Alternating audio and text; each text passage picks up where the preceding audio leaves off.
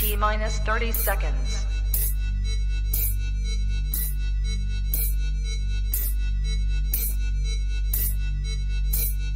T minus 20 seconds.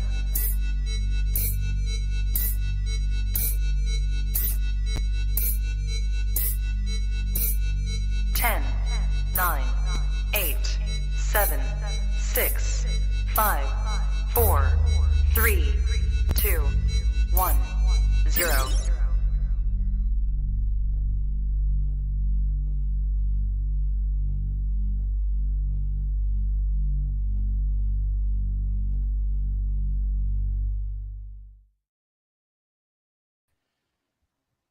You are now tapped into the coolest reptile podcast in the world. Welcome to the Trap Talk Reptile Podcast's heavy breeder on the block for the first time ever on a Monday night. It's not new breeder, it's heavy breeder. And I'll get to that in a second. But this is episode 338 here on this channel. Thank you for all the love and support. But if this is your first time tapping in, what is good? I'm your boy, MJ. How's everyone doing out there, man? Hope everyone's been lovely. Hope your animals are doing good. More importantly, I hope your family's doing good. I hope you're doing good. But this is your first time tapping in. If you're into keeping reptiles, either keeping, breeding, just admiring, whatever, this is the channel to be at. This is the podcast to be tapping in at. So hit that like button if you enjoy what you hear tonight. Okay, if you think it's worthy, hit this like button right there. Smash that like button, and then hit that subscribe button. Hit that notification bell. That way you're on top of every single podcast I drop here on this channel. If you're looking for exclusive content, if you would like to support what I have going, if you want to tap in with more than what you see here on this podcast, best thing you could do is go to the very first link you see below. Join the Trap Talk Patreon family. As soon as you join the Patreon family, you get a link to the Discord, and that Discord will tap you in with over 165 trappers, everyone dedicated to the animals, relevant keepers in the game, which will kind of tap you into a whole nother market as far as what you're looking to do with reptiles, man. I'm telling you, marketing is where it's at. So if you want to get your marketing down, come join the Trap Talk family.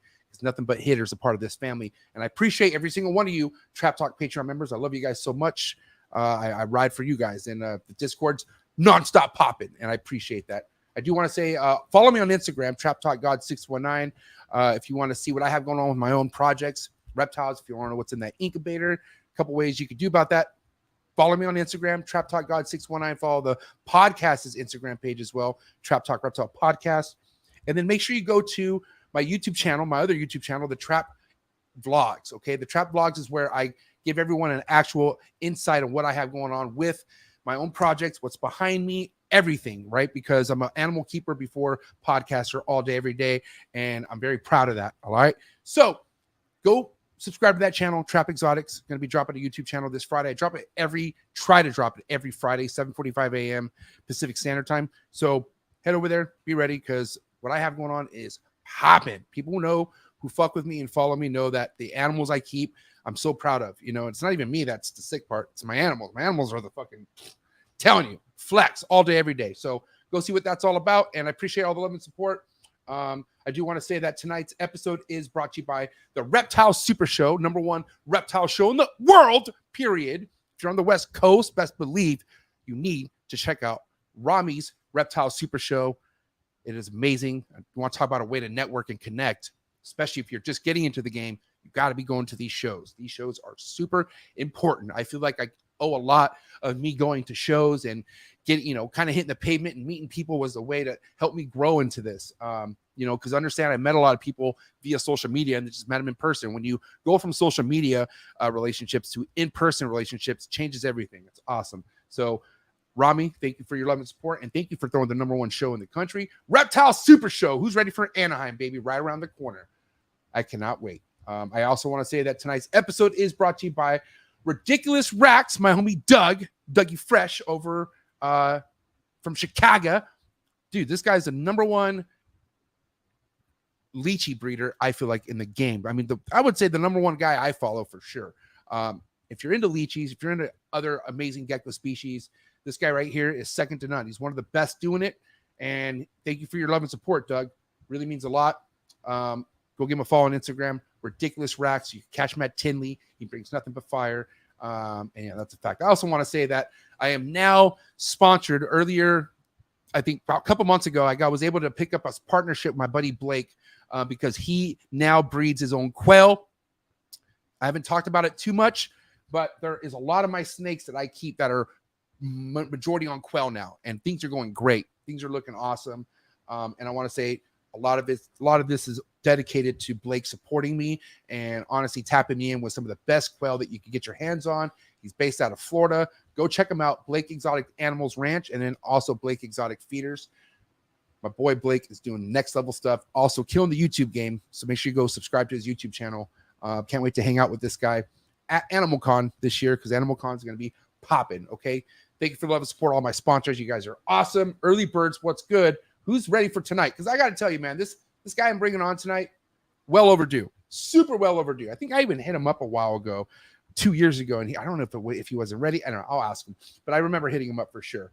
Row 5.0 in the building. It's my dog, Trap Talk Patreon member all day, every day. Appreciate you being here. Morph Valley Reptiles in the building. Go give this guy a follow. Trap Talk Patreon member all day, every day. Sunshine State, Sulphur's in the building. The homie Wes, Trap Talk Patreon member all day, every day. Thanks for tapping in. Justin Campbell in the building. Trap Talk Patreon member all day, every day. The homie Clips, Sweden, International, something very player in the building. Trap Talk Patreon member. Appreciate you. The big homie, Brian, a.k.a. Heath and Hatchery, heavy Trap Talk Patreon member in the building. It's my dog. Go give this guy a follow. Doing big things. Appreciate it, man. Kaju, man, you got to let me know how to pronounce that. I'm super lit, but I'm just telling you. I've chat before. Thank you for being here. I appreciate you so much. Hopefully, what's your name right? Maybe I do got it right, and I'm just tripping. Maybe I'm overthinking. Overthinking is a problem, guys. Don't overthink. Aiden Burke in the building. What's up, young OG? Appreciate you being here. Big Mike, 1776 Exotic, Trap Talk Patreon member all day, every day. The homie Diego from Cruz Family Constrictors, my right hand right here. What's up, player? Thanks for being here. I smoke loud. I appreciate that. Smoking loud. I think a lot more people should be smoking loud on this earth. Might be a different place. You feel me? Appreciate you being here, though. I appreciate this guy right here to the fullest. My homie Shane, above all scales. Give him a follow on Instagram. Ricky Bobby, SRT, all day, every day. The homie Bluntman Reptiles. Oh, by the way, Trap Talk Patreon member all day, every day. Bluntman Reptiles in the building. Trap Talk Patreon member. The homie Brandon Hernandez in the building. What's good, Brandon? Trap Talk Patreon member all day, every day. The homie Clover Reptiles in the building. How's the podcast game treating you, buddy? Hope everything's going well. Trap Talk Patreon member all day, every day. I appreciate you so much. Zach Cohen in the building. What's up, Zach? Thanks for being here, buddy. The homie Jason in the building. JKJ Reptiles all day, every day. Trap Talk Patreon member all day, every day. Appreciate you so much. Blue Chip Constrictors in the building. What's up, Blue Chip? Here we go. Something heavy, something hot. I mean, I'm not saying he is pretty hot. He has a year-round tan. It's probably because he's Hispanic, but it's my boy, Emilio Villarino, dog. Emilio Villarino. Remember, I'm the first one to yell that guy's name like that on any podcast. It's trending. I get it. That's my dog. Don't sleep on Emilio and the V unit. Okay, he's also part of the Trap Talk Patreon member. Very blessed to have this guy part of the family. Keep killing it, bro. Keep doing your thing. I appreciate you for always showing me support. He's a real one, and that's a fact. Corey Miller in the building. What's up, Corey? Jason May. It's May. What do you know? Hey, I'm just having a good time. Hope you're doing good, Jason. Slithery Serpents in the building. What's up, Slithery Serpents? Railway City Reptiles in the building. What's up, Railway? Thanks for being here. Let's see. Oh, Joey. Oh, man, I'm so glad this guy tapped in right now. Guys, here we go, guys. Just so you know, I knew I was lit. We are at that point, okay, where we have more than half of these slots filled for this Bolin's Python. And I did get confirmation from my boy Joey that we are going to be giving away more than one prize. There's going to be 3 winners. So what I want you guys to do is hang out after tonight's episode, after we're done with the homie Ryan tonight, tap in and see what these 2 other prizes are going to be. And I'm going to give you more details, and I'll actually give you an actual number on how many raffle tickets we have left. I'm excited. This is going to be nuts. 3 winners. Let's go. But guys, anyways, Joey, we're going to end this in style with Joey because I'm super stoked for this episode. I lied. I just saw a homie I just want to give a shout out to. Where'd he go? All right. Now we're going to end this in style. My homie Dorian from the Royal Clutch. Don't sleep on my boy Dorian, dog. Dog. Appreciate you so much. Got something planned for my man Dorian in the near future. But in the meantime, go give my boy a follow on Instagram. he's definitely relevant. Okay, just like tonight's guest, very relevant stuff. Only relevant stuff comes to this damn podcast. Believe that, and it's going down. I hope you guys are ready. Got my boy on the other line right now. It's going down. Episode 338, Aesthetic Selection, Reptiles, coming at you right now. Let's go. Good. You ready for do more in the future? Trap Talk podcasts? Yes. Man. Only Trap Talk. Exclusive. Yes, Exclusive. Oh. So stop calling us. Rub the spot, get the club to pop. When I come up with the crop, gotta love it or not. I'm hot from the hop to the rub the spot, get the club to pop. When I come up with the rub the spot, get the club to pop. When I come up with the rub the spot, get the club to pop. When I come up with the rub the spot, get the club to pop. When I come up with everybody, we do it. Everybody, we do it.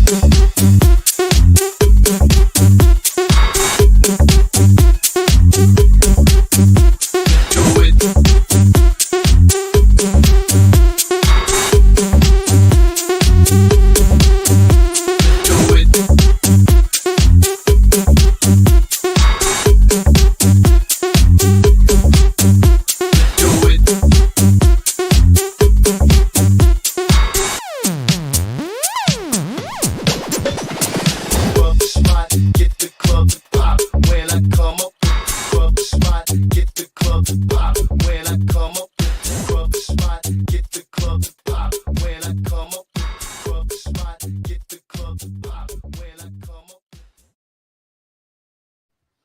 And we're live. My boy Ryan in the building. What's up, Ryan? How you living, buddy?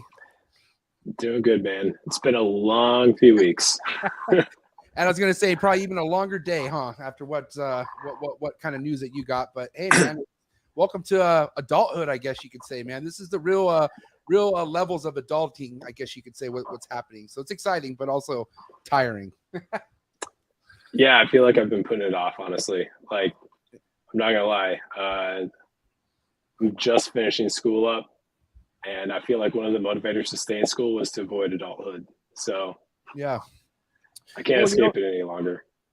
You know, for what's crazy is, like, you know, from as long as I remember, I've been following you. So I want to know right off the bat, when was it you got into the reptile breeding business side of things? What year was that?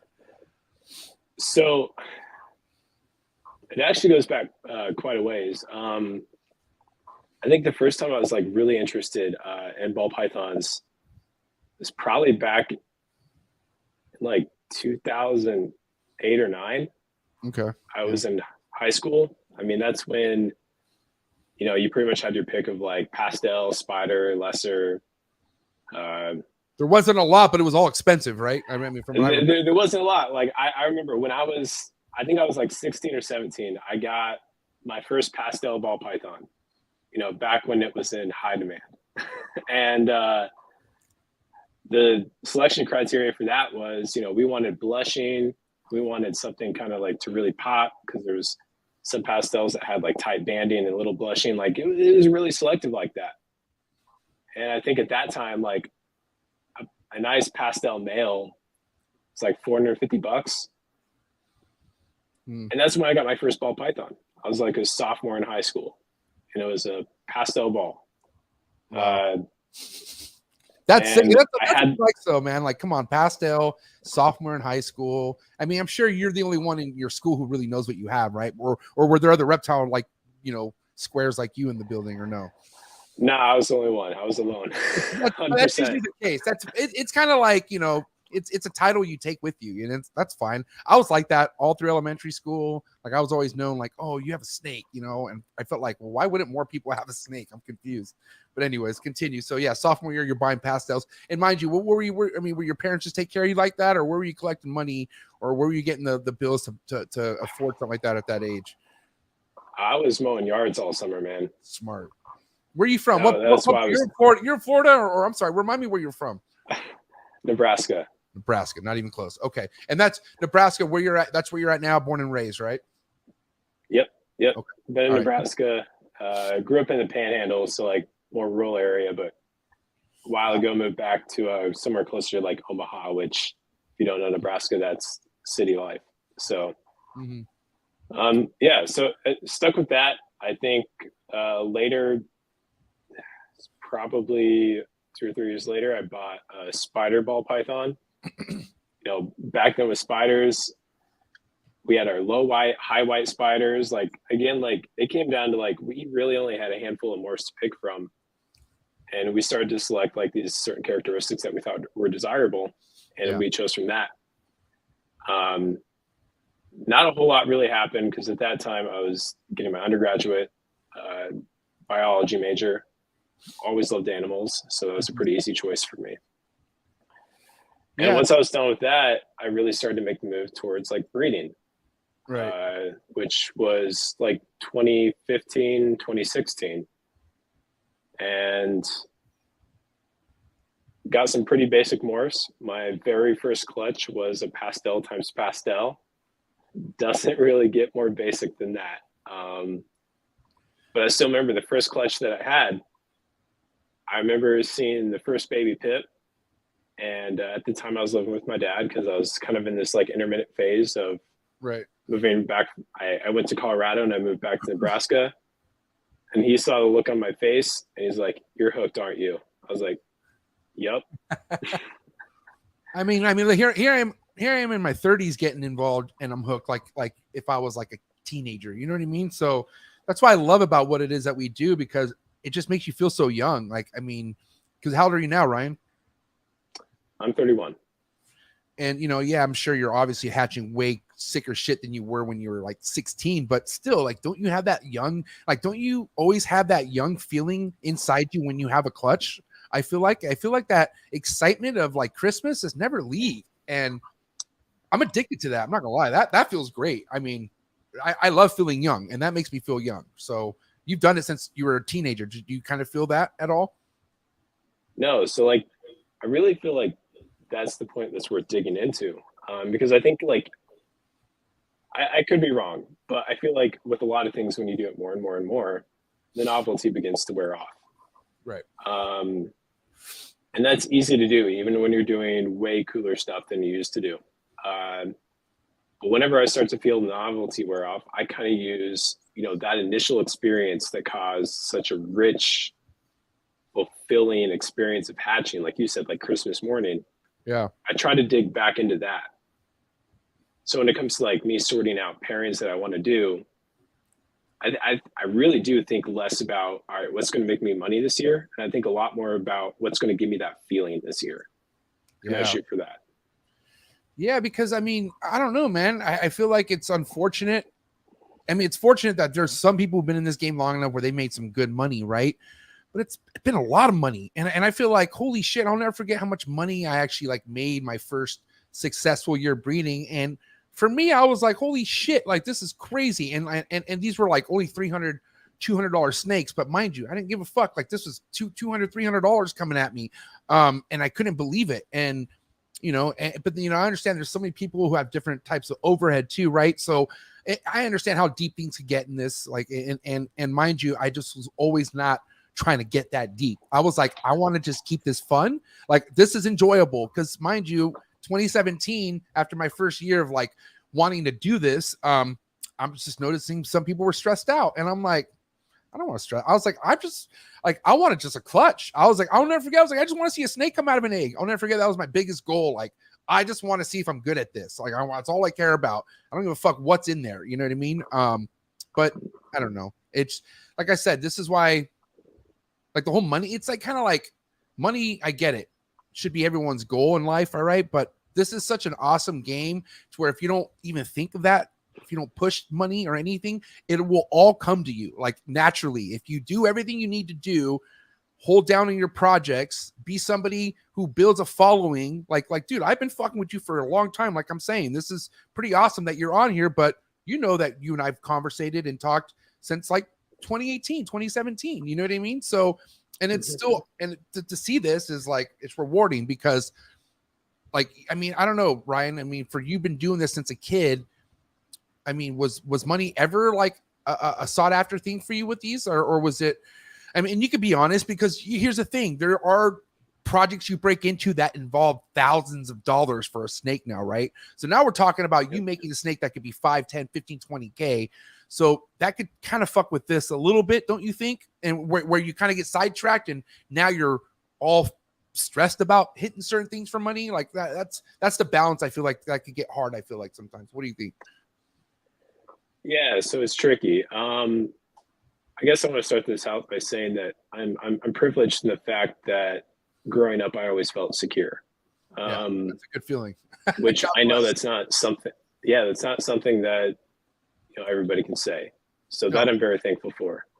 Hey, at least you say. Some people don't even say. Like some people will just know that and just won't. Like they won't want to even say it because they'll feel like they're judged. I feel like that could go two different ways. You could be a good person and always be secure, or you could be someone who took advantage of your security. You know what I mean? So I feel like by you saying that shows that like you're doing good with the blessings that you've had in your life. But anyways, continue. No, definitely. I mean, it's a really relevant detail of the story, to be honest. Right. So cool. I guess honestly, the way it started for me though, was a lot like you. I just wanted to see if I could do it. Yeah. Money wasn't a focus early on for the first like 2 to 3 years. I was like, I knew what snakes I wanted because at that point, you're kind of building a foundation for everything that you're about to do. You have to buy animals. You have to buy the animals that are ultimately going to sculpt, your future in the industry. And at that point, like I was happy if I was just earning money back to my initial investment. I wasn't concerned about netting money or clearing money. I was just happy to make a little bit back so I could rationalize moving forward. And, eventually it got to the point where, I think the next step was that the animals that I was buying, those kind of next level animals that pushed me forward, my income for the year would basically pay for those. I still wasn't making money, if you factor that in, but I was paying for those. So I was no longer having to use my day job, so to speak, to pay for them. And for me, like that's the ceiling. That's all I care about. Yeah, having it paid for. I love what I do. And now what I do funds the thing that I love to do. Yeah. And honestly, to a big extent, that's still it for me. Why do you need to go higher? Because when you start making enough where it starts paying for the roof over your head or the meals on your table, the game changes. Right. It's not the same that it was before. Yeah. It's a risk. And the decisions that you make are also going to change. Is this a pairing that's for passion or income? Right. And man, I'm always going to lean into passion every single time. I mean, that's a safe. You go if you rely on passion, then you know what I mean. You're only securing that you're never going to fuck yourself by doing that. In a way, yes, but I also feel like passion can also like open you up to risk. Yeah. In the sense that if you fail, so what? At least I tried. Yeah. Versus doing this pairing that is going to do something for you financially. You're going to do something that's financially savvy. Versus working with this gene that maybe nobody really has a whole lot of interest in, but you're going to do it anyway because you feel like there's something there and you want to push that frontier a little bit further. Even though when it comes to selling animals from that clutch, it's not going to measure up to choice B, essentially. So it's a trade-off. I honestly don't know. Like, I guess, I don't know. I always thought of it being a little bit more risky in that sense.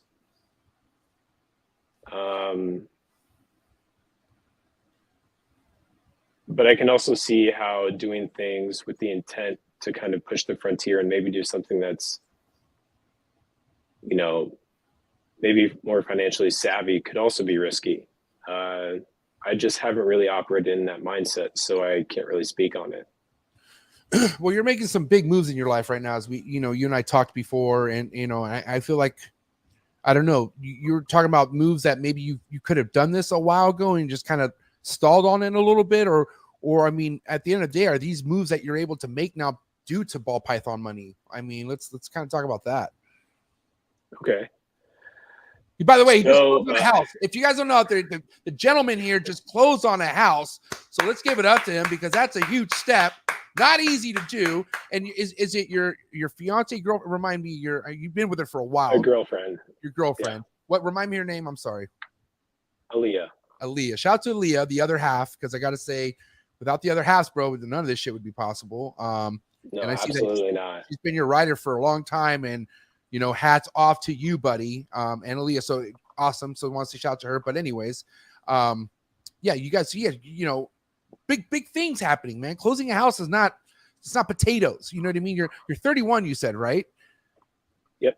31 years old. Okay. So, I mean, honestly, that's still pretty awesome age to be closing on a house. But is this because of money that you've had coming from snakes, or is this primarily just money that you've had not coming from snakes? I want to know about that. So I'd say it's a good mix. It's definitely some help from family, but a good chunk is also help from snakes. Without snakes, it would not be happening right now. I can definitely tell you that much. This year has been really good, despite the market correction, or whatever phrase you want to use to describe what's been thrown around. Yeah, it's honestly been like pretty good. Thankfully, a lot of like visions that I've had, or projects I've been working on for the last 6 or 7 years have really come to fruition over the last year. So nice. Thankfully, that's fallen together. Oh man, the one in this thumbnail, bro. I mean, we're gonna have to get to this snake in the thumbnail here, because that right there is going around. I'm not gonna lie. But would this snake be one of these snakes that we're talking project wise that are kind of taken off for you, or is this something even completely different? No, this is honestly like a day one snake, day one goal for sure. Wow, huge. And just why don't you just drop the genetics in this snake real quick, just so people know? So it's either an orange stream super stripe clown or an orange stream gravel specter clown. I lean to super stripe over gravel specter. I can explain why if you want, but I guess this is kind of a fun story.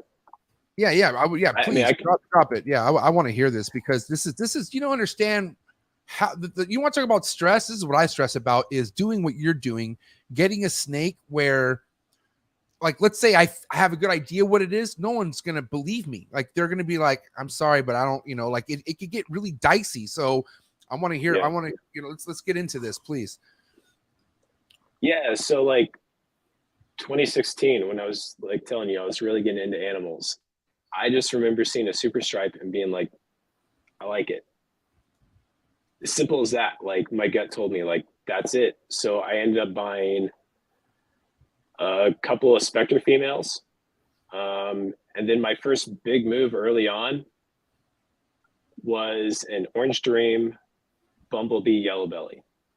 Whoa. So I knew I wanted OD, and I knew I needed a yellow belly to make the super stripe happen. That boy hit all the marks. And at the time, people still appreciated spider. It was great. And we worked that in. It was fine. And I think it was 2017, I produced a pastel orange stream super stripe. And I just remember looking at it and saying, yeah, that's it. I love it. And this was also around the time that highways were coming out. And once highways hit the scene, like, that was a wrap. Pumas and super stripes got thrown on the back burner. Right. It was all about highways, which came a little bit before freeways, if I'm remembering things correctly. Right.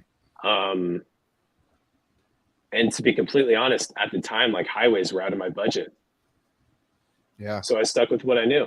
I stuck with the super stripes. And it was not too long after that, probably about a year, So 2017, 2018.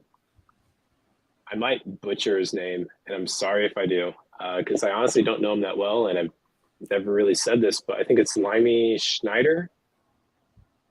He does stuff with like paint, super stripe stuff. I know that name. He posted I've heard that name quite a bit.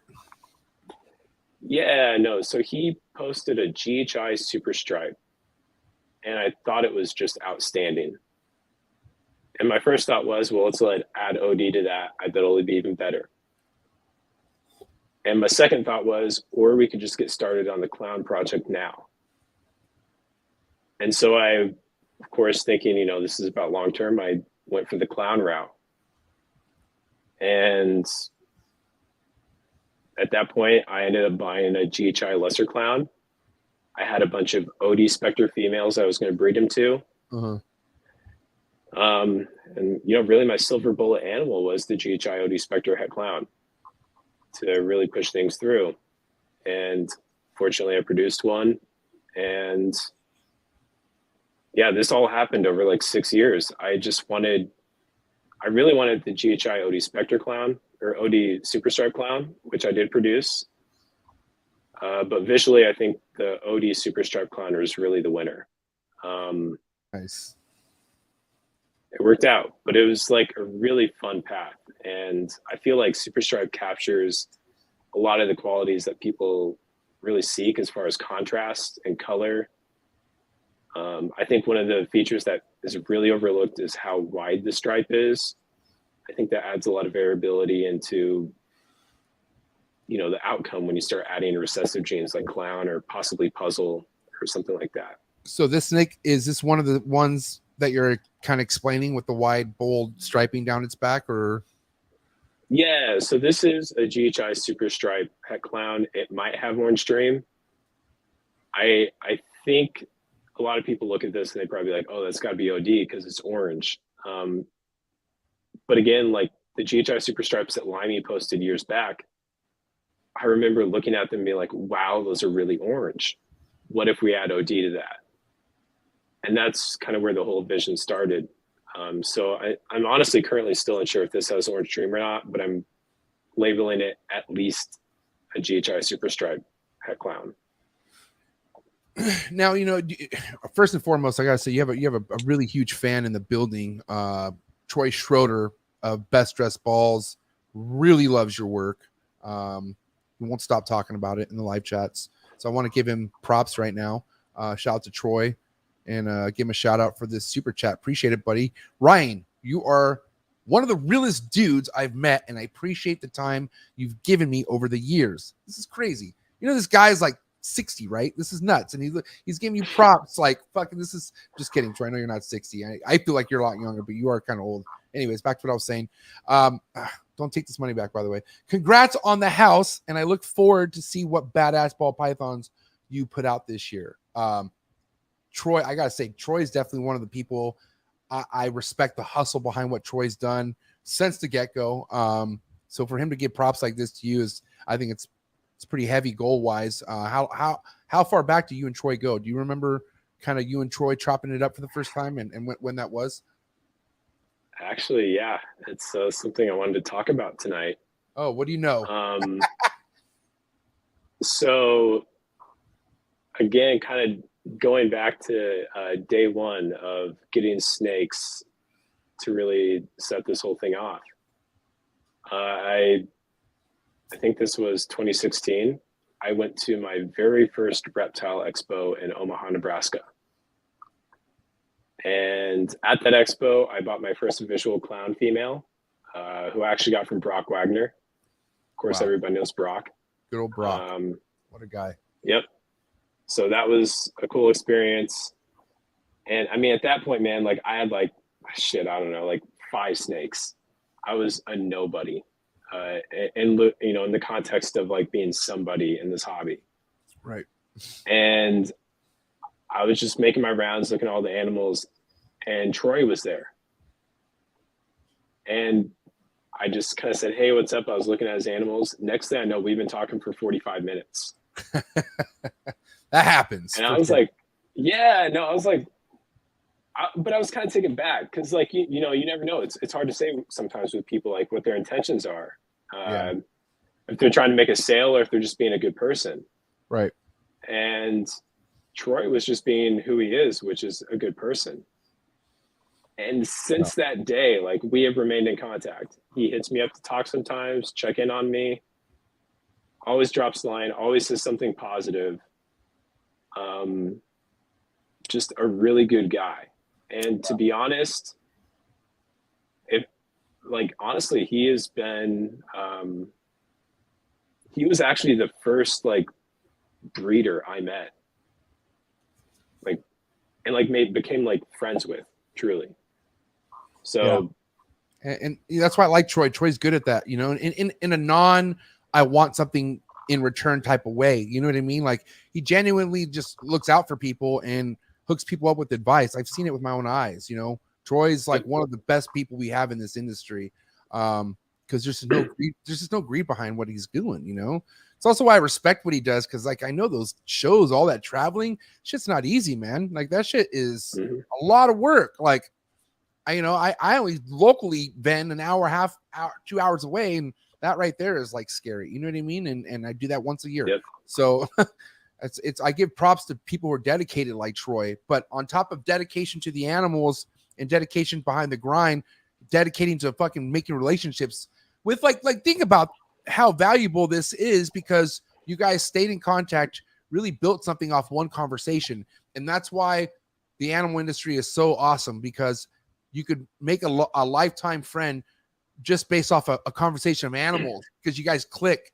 It's really hard to click with people nowadays. You understand that, man? Like, we're in a different time. A lot of people have different views. A lot of people are fucking weird, you know? And not that we're not weird. Us reptile people aren't weird, but at least we have one thing in common, and we love the animals, and that's all we need.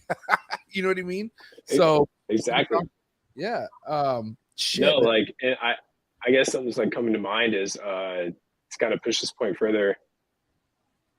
I don't feel bad about it, but I almost feel like I should.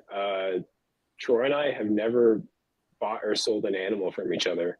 It's been like, I love that. It needs to happen at some point, for sure. You guys both have heat, and it's funny because, like, you know, I don't know. I have more. I don't know. I have big time homies in this game where, like, we've been friends for over 4 years. They have the nicest shit, and I've never bought a snake from them. I'm like, why haven't I? And it's like, but I don't think about it like that, because it's like we never talk. Like, whenever I hang out with people like that, we're talking about other stuff. We're not talking about, like, hey man, are you interested in this or that? None of us, you know what I mean? So, you know, it's a good thing about that, you know, because there's no agenda. Like, you don't feel like there's nothing attached, or like, we're just friends, you know what I mean? It's like friends with benefits. Oh my! And Troy, if you want to look at it like that, Troy is a whore. Okay, because Troy has a lot of friends where he's just like, you're buddies with everybody, man. I'm just kidding. I love Troy. Nobody hates him. That's for sure. That's a good whore to be. You know what I mean? But anyways, so I got to ask you this, because, you know, I definitely want a good insight as far as the foundation of the projects that you are sitting on. And I got to ask you right now, like, you know, there's so many double, triple recessive type things happening. Do you have any of that stuff going into what's popping off now at some point? Like, is there any secret recessive out there that you wanting to toss in this stuff at all, or no? Well, I guess at this point for me, like, I really do believe in, like, having a theme for what you're doing, because if you don't have a theme, it's going to be difficult to develop a pedigree, and it's going to be difficult to develop, you know, animals that really wow people if you just spread yourself thin and you're kind of like dipping your toes in a lot of different projects. So, you know, the central theme for me has always been yellow belly complex, you know, super stripe, highways, gravel specters, gravel sparks, spectre sparks, any mix. Like, I'm not going to really hold myself hostage to, like, I feel like a lot of people, when it comes to yellow belly complex, they feel like one half of, you know, the super has to be yellow belly. The truth is, once you start doing like spectre sparks or gravel sparks, like, you still get a different result, and you just kind of need to look at that result on its own. And so really been kind of building off that. And so, you know, the super stripe clowns and the gravel specter clowns were kind of the start of all of that. I think it's really no secret that I'm dipping my toes into the DG clown project in that direction. It's like OD super stripe, DG clown, I think is going to look freaking spectacular. Of course, we want to add like another dose of OD. I haven't really said it too much, but I'm working with lace. Of course, lace is going to go well in this project. And the other bit of this is puzzle. So puzzle super stripe stuff, puzzle DG or DG puzzle super stripe stuff. That's kind of. I'm going to pause you. Can I pause you? You said a magic word. I want to get back to it. That's all. You know, lace. Oh man, do I love lace. I don't have a lot of it. Don't mind you. But I want more. You know, obviously you've seen white lace stuff. You've seen the super version of lace, obviously, right? Yep. And will you say that's the big motivator behind why you want to work with lace? Because the potential, the longevity potential with this genetic. I mean, I gotta tell you, that's what sold me. When I saw a white lace clown over at Justin's, I was like, okay, I'm in. You know what I mean? Yeah. Yeah. No. So I haven't seen like honestly like even a visual lace clown in person. But of what lace stuff I have seen, it honestly just went to like my top 3 of the list of like favorite genes that I've seen in person, especially when interacting with like OD, obviously yellow belly complex. It's great. And as I see it age, it's just a no brainer. Like for me, I'm big on color. I'm big on contrast, and it brings both of those things to the table for me. So it's an obvious choice. And just because it has such a dramatic interaction with yellow belly, of course, I'm interested to see what like lace or white lace highways or super stripes look like. What a game. I mean, what's going to happen there, right? No. Yeah, it's like, whoa. It's why I love this shit. You know, as much as, I mean, say what you want, but if you're involved the way that Ryan's explaining, this ball python game never gets boring. You know what I mean? It never gets boring because, I mean, it's a game, you know. Obviously, if you stop moving pieces, if you stop playing, then yeah, it could get boring, right? But if you're involved and you're always putting your mind into things, and you know, if you're pulling the Will Morris, shout out to Will Morris, but he whips out a lawn chair, cracks open a fucking few Bud Lights, and just stares at his RHACS and just thinks. You know what I mean? Like that's what you need to do. You need to really think about what you want to do and then take action. So that's why like there's a separation with. You know, that's why I try to respect everyone. That's not true, but I do my best. And I got to say, I just see people who really put in work behind their projects who like, and we'll talk about the whole morph market thing. You know, I saw some feedback that you dropped in a comment that I thought made a lot of sense. And I don't ever see you attached to any drama, Ryan. I don't ever see you really like a part of that. So when I feel like you speak up, it's something where like, well, okay, like it's coming from a good place. Right. But I don't know, like I don't know where I was going at beforehand. What was I talking before? I just talked about morph market. I do this once an episode, so don't mind you. But I'm just saying, what were we talking about right before I went to morph market? Fuck. Oh, you being relevant in your projects. So I'm just saying, like you putting the mind and effort into what you're doing. Like you know, there's certain times throughout every year where you need to pull the trigger on certain projects. Like that's and then waiting too long could be damaging or whatever. But I mean, do you always feel like you're staying on top of your shit, Ryan? I mean, I feel like it's kind of a dumb question, but could be not. But like, how often are you sitting down and just kind of looking about what you really want to do with things next year? Because obviously this year's already happening. But I mean, I feel like you're obviously somebody who's thinking about the next 3, 4, 5 years, obviously, right? Yeah.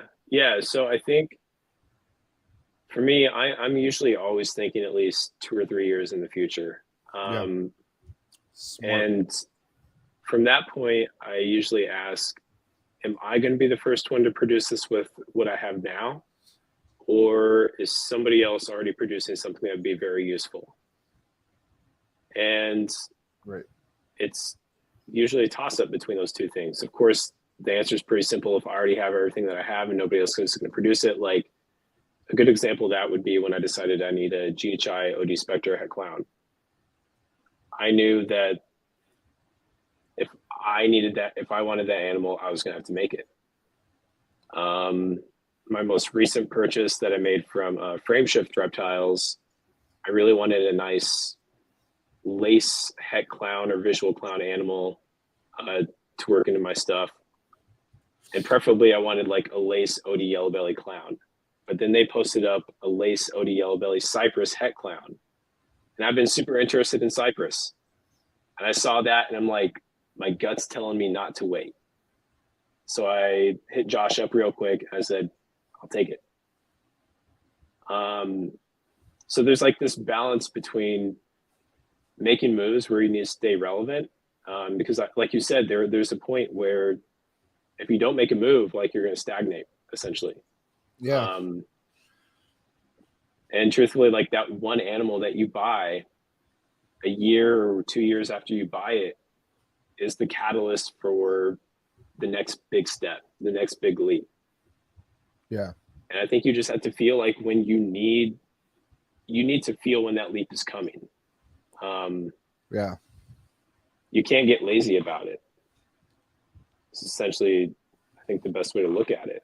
You have to sense like if I don't make, go ahead. No, finish, please. I was just gonna say, like, you have to sense like if I don't make this leap, where is it going to leave me in a couple of years? And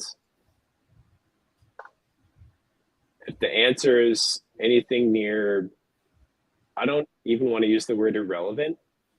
I think the best word to describe to you is I'm not going to be doing anything that excites me. You need to make the move. Right. You need to do stuff that excites you.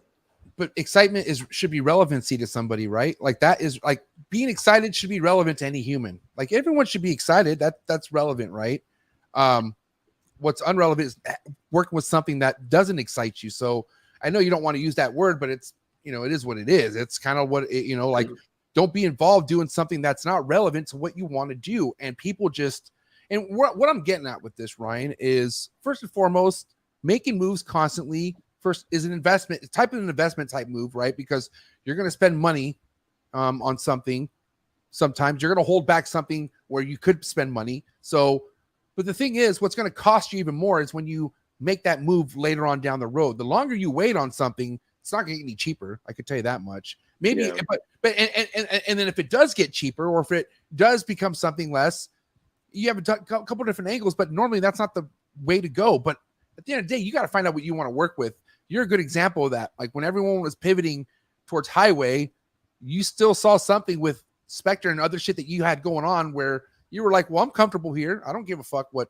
And that's what I did with, well, that's not really, that's where I messed up. I messed up back in the day because I went hypo over DG. Not that that's not a bad thing. I love my hypo shit. My hypo stuff is now going into DG, but man, did I have an opportunity to swoop some DG stuff when it was very, very like, man.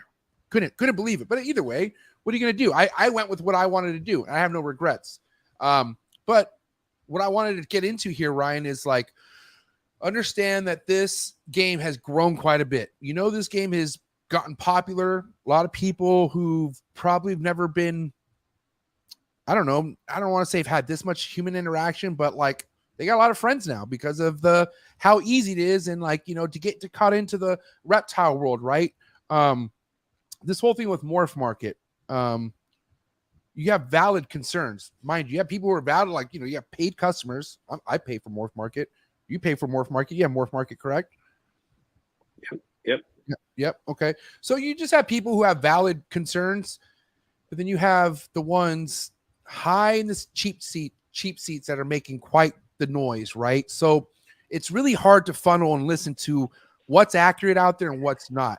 I wanted to bring up your comment because you had some good points in your comment. And I want to just mention or bring up as far as your feelings right now with MORPH market and how things are transitioning, because you've been in the game long enough to know that anything goes like this in the reptile game, especially ball pythons.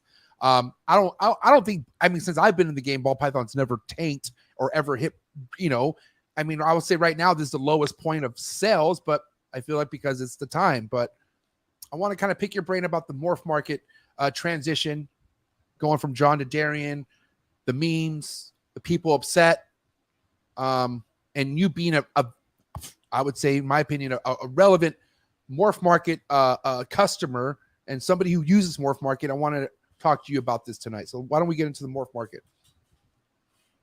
Yeah. So honestly, like none of this was really even on my radar since like 2 weeks ago. I didn't even really think about it. And honestly, I still haven't put too much thought into a whole lot of it, other than what I've seen very recently. I think, first of all, I think Morph Market is definitely hands down the best site to sell reptiles on. There is no getting around that. The interface is second to none. It's hands down the best.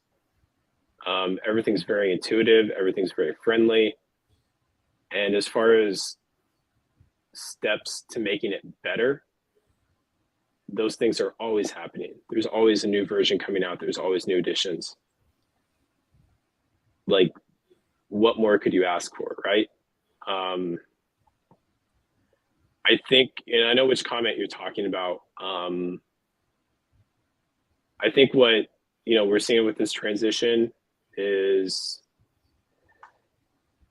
and the context of my comment was really to the amount of noise, I suppose I should say, about like what I've been hearing. Like, for a long time, as far as like morph market goes, it's been very quiet.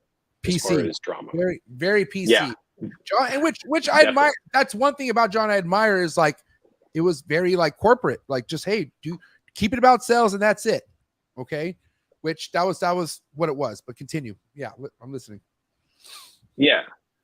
Which like this goes without saying. I think I'm a pretty non-confrontational person at heart. I'm usually a peacemaker. But like the things I have seen lately that I love is all the attention to USARK Florida, all the donation posts, for every like, I've seen Darian making the posts about, for every like this post gets, I'm going to donate $1 to, this company. Right. Great. Love it. Honestly, to me, I haven't really seen any memes that have bothered me. I mean, they're pretty. That's the way it is. The thing is, it's just it's like it's all ball python people, right? Or not ball python, but it's targeted towards the ball python community. But I think he knows that. He knows it's getting to them. You know what I mean? And Darian is the kind of guy where he's gonna have fun with it, and he's not John at all whatsoever. Not John whatsoever. This is his now, and he wants to do what he wants to do with it. But he's also doing it on his page too, right? I'm gonna have my episode with him Thursday, so I don't want to get too much into it. But I mean, like you said, you only caught wind of it because of the noise behind it, right? If there was really not as much pitchfork noise happening, it would not maybe even hit your attention because you're too busy. Like Ryan, you're not on Facebook like, oh man, what dramas? Who are we after today? You know what I mean? There's people, Ryan, respectfully, there's people in this industry who are like that they wake up looking to see who we fucking going after today. There's the pitchfork type of the people that we have in there. That just kind of comes with anything, right? But what matters is like what morph, like at the end of the day, what are you going to do? What are you going to do with morph market, right? So you haven't seen any of the memes, but now that memes are directed towards ball python people, and it's like, it's just silly stuff. Like, oh, I'm hanging out with I'm hanging out with my ball python and having a Bud Light, like just calling ball python people. What, I guess what the fuck ever. I don't know. Small little we jab. Like to chill with our snakes. Yeah, like no. See again, like that. Again, that stuff. Like honestly, that does not bother me. Jeez. But with the posts that we're talking about, like some people are getting bothered, and I'm an advocate of we're all very much in our own individual experience, which is based off countless variables that we can't keep track of, right? But when it comes to like being a community, whenever somebody says, hey, I don't like this, there is to an extent, in my belief, of just the way the world works, an element of truth to that. Like it's an observation, right? And maybe just because of where I'm operating in life or the experiences that I'm having in life right now, I'm just unable to see why this concern is valid. But that doesn't make it right for me to invalidate that experience. And so I just want to say, hey, I hear you. I'll put this on my radar. But the last thing I want to do is basically, marginalize a group of people that are having an issue with this topic and validate their feelings about something. I kind of treat it like it's a signal. And so listen to the signal. And truthfully, if it really is a joke and somebody gets upset about your joke, I don't see a reason to get bent out of shape about it. No. Just treat it as a joke. If somebody gets bent out of shape about it, shrug it off. It's a joke. But you can't, you say that to a miserable person and they don't care. That's why I'm telling you, there's people out there who just love to be in the shit because their life is shit. They're just miserable people. Ryan, not everyone, I would love to bring everyone in this industry on this show, but that's never going to happen. There's people that are part of this industry that should not be a part of this industry. I don't even know why the fuck you're here, but you're here. You have no good animals to show. So that's my only frustration with some of the voices. Okay. Which these are only voices because you fucking people allow these voices to even be heard. Okay. But some of these voices out there are preaching unity and all this shit, but really they're doing the opposite. They're trying to rally people against something because of their feelings, because of a certain a post basically, right? And why is this happening? Are we going to allow this? Hey guys, what are we going to do about this? Why does it have to be all that? Why does it have to be a rally? Let's time to get together, guys. And I only have a handful of you, but we need to go after them. We there's a whole after mentality that's been fucking all over 2023, bro. And it's kind of pathetic. Yeah. It's really pathetic. Okay. Because there's obviously people not busy enough in this industry. They're just in this industry opening their mouths, but they're not busy. Ryan, I feel like you're a busy guy, my man. I'm a busy guy. I fucking show it on my stories. Every day I work my ass off in this goddamn building because I love what I do. I'm a reptile keeper before a podcaster, Ryan. And I always say that. And that's because I'm in the reptile industry. That makes sense, right? So I just know that this whole, just be careful out there. You got people that try to influence others because it's about coming together. But I see a comment like yours that want to bring people together. That's what I'm talking about. There should be no deciding or you either choose to use this platform and you're against us or whatever the fuck the case be. I'm just tired of that, man. I'm tired of the whole light your pitchforks, we're fucking taking them down type of mentality. And I'm sure that doesn't make any sense to you. I don't know. Why should this bother you so much? That's what I don't understand. Why are you letting it bother you so much? That's the only thing I'm trying to puzzle around. And it's they're so worked up. These people, group of people are so worked up where they don't even want to hear why at this point, they're already worked up. It's over. Fuck it. I don't want to, I don't want to talk to this Darian guy. No, it's already done. No, he's already proven himself. Really? Has he? Relax, calm down. What the fuck? He's showing numbers, showing data. And I'm not trying to give him a reach around or anything. Trust me, I have my concerns, but my concerns isn't that MORPH market's fucking deteriorating us. That's for damn sure. That's not the case. It's just changes here, people. Relax. It's called change. You know what I mean? Yeah. No, and I agree. Like I said, I think a lot of really positive change has happened recently. 100%. It's, I guess, where my mind always goes, and this is just kind of how I am. Whenever I see somebody bent out of shape or, people hopping on this mob mentality, right? Because the mob mentality has been around for a very long time in this hobby. I think the last instance I saw it really pop up was probably in 2020, 2021. And I can't remember the reason for it, but it's just one person becomes a common enemy and then everybody shit posts on this person, right? Yeah. And I hate it because where my mind goes to, first of all, is this person, this individual wouldn't be doing something like this if their life was going well. Right. And exactly.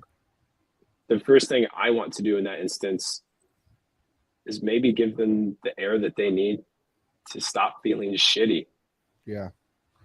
And that sense of compassion is really what's missing. So like on the post that we're talking about, everybody's hopping on this post saying, oh, you're too sensitive. Oh, you don't get satire. Oh, this or that. Or, you know, it's like, it's the same thing over and over again. But nobody is actually trying to listen. This is a person that is in our hobby. I honestly don't know him personally. I guarantee you there's other people in the hobby that feel the same way. And just because they disagree with you and you can't handle the fact that somebody disagrees with you, we hop on the mob mentality. Yeah.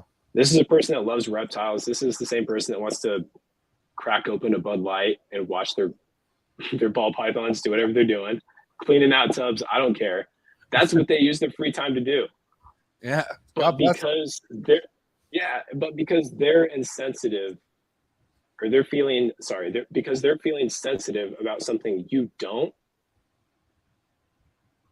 fuck them, right? Like, I have a huge problem with that. That's kind of where, you know, things meet an end to me, is when we can't exercise enough compassion for somebody else because it conflicts with the way we see things. Yeah. We need more of that. It's really not that deep. Like, we're just breeding snakes. We're just breeding reptiles. We do it because we love it. It's no reason to start hating somebody.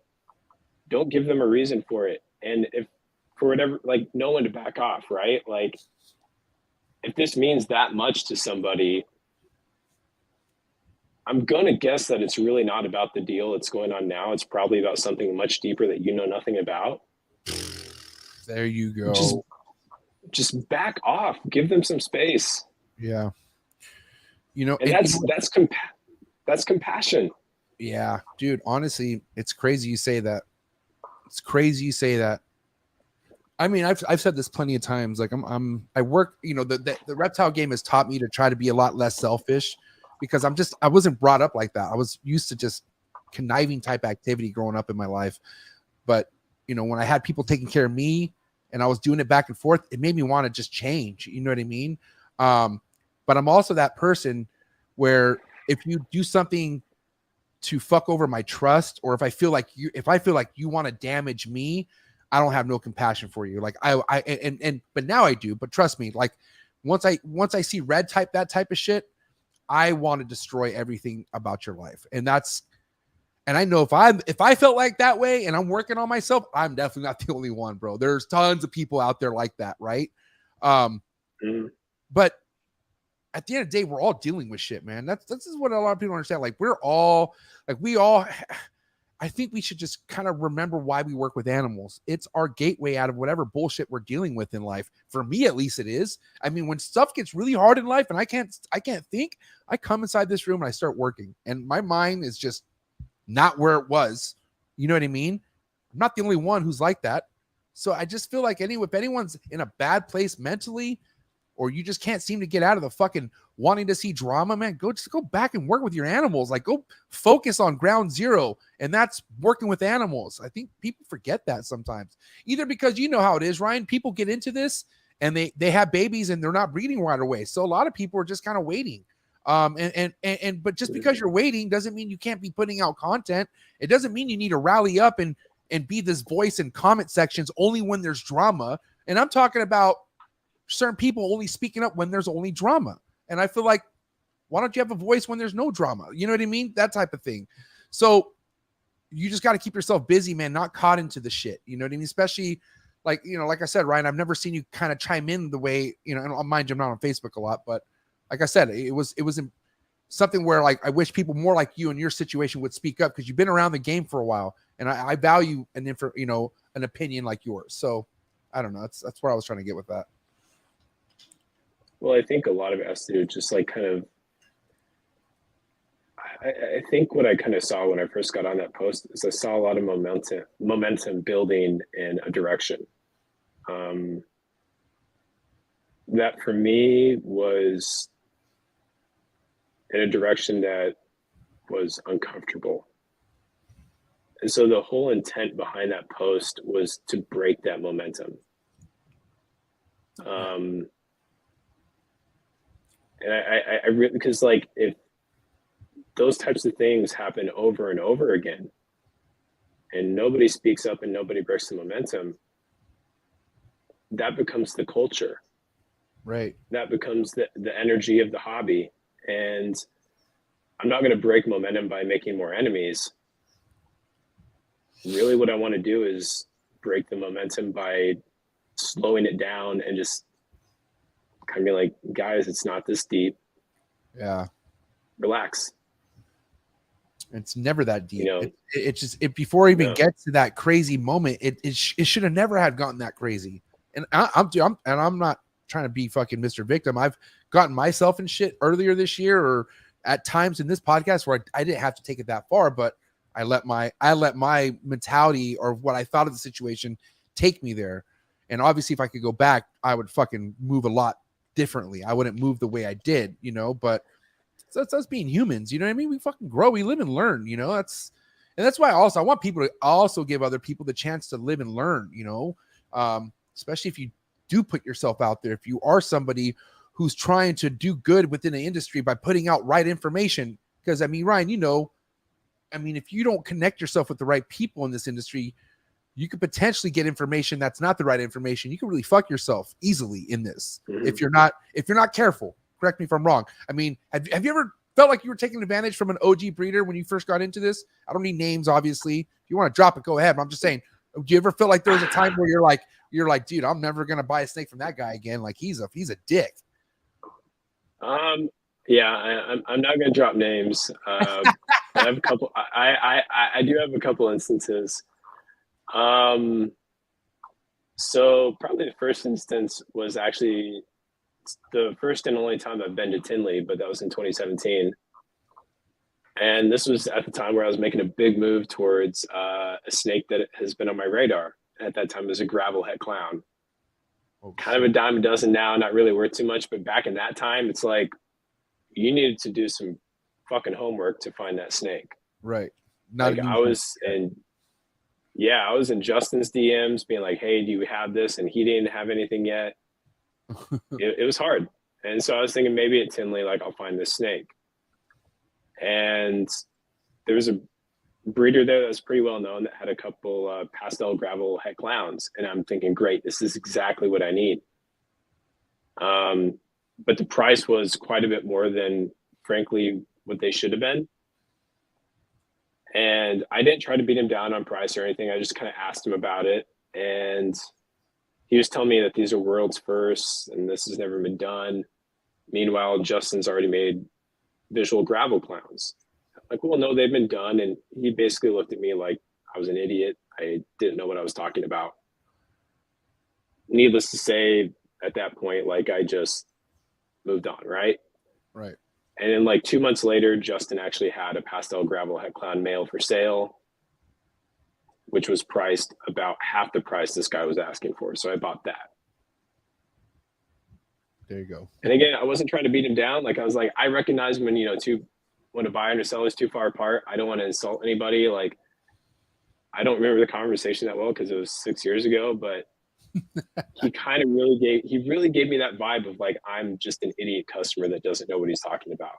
Yeah. And it bothered me. Because you probably did show some noob signs, which is fine. Like he probably knew like, oh, this guy won't be around. And that's the problem. Like a lot of these motherfuckers sell snake to somebody without that mentality where I want to bring them back. Like, and you should always, like, if I sell you a snake, I hope to God I sell you more snakes. That's the whole goal, is to always bring you back. And obviously with this interaction, he lost you forever. And look, you've been in the game for quite a while, buddy. Think about the business you could have got with this guy. You know what I mean? If you would have played his fucking moves right. But so I'm telling you, man, that's why you got to move smarter nowadays. A lot of these older heads won't last because of this. Remember that. Yeah, no, it's tough. Like And again, I think that's where like you need to stop thinking with money and start thinking with your heart. Like there's been actually a few times where I have newer breeders come to me and they ask me like, well, you have this animal I'm interested in. And there's been times where like I flat out tell them based on what they have or based on what they sold me, I'm like, you don't need to buy this snake. And that costs me money, sure. But like I see a lot of new breeders get really male heavy fast. I think that's a pretty common thing. They buy a bunch of boys, they don't have enough girls, and next thing they know, like,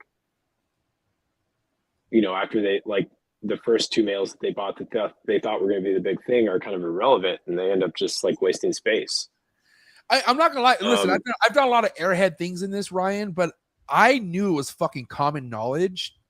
Like, why the fuck would you want to go male heavy right off the bat when? First and foremost, like if you're buying a hatchling male with a hatchling female and you're like, well, I want to go to that. Well, you know how long you have to wait for that male to already be ready? So I just always knew in my head, I'm like, well, I don't need to worry about males right now. I just need females. I need a bunch of females.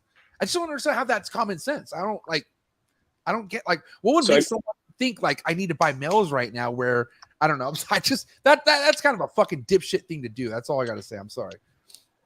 I mean, so I think where it really comes from is like, because the male is going to be ready first and it's the one that's going to go to multiple females.